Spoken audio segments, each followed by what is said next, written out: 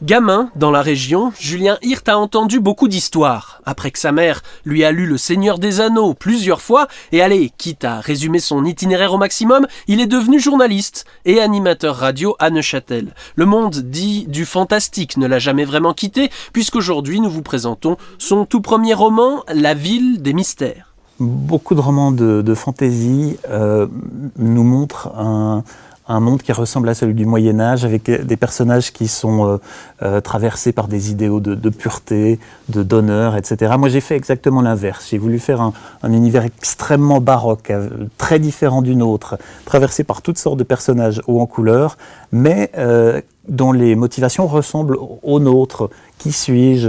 Quelle est ma place dans la société? Est-ce qu'on va m'aimer? Et je crois qu'on peut se reconnaître dans les personnages et en même temps se laisser émerveiller par le monde.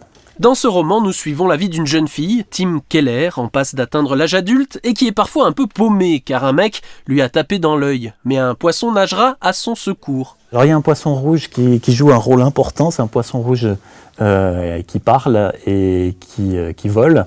Qui est un petit peu l'équivalent du lapin blanc dans Alice au Pays des Merveilles, c'est son guide dans cet univers parallèle.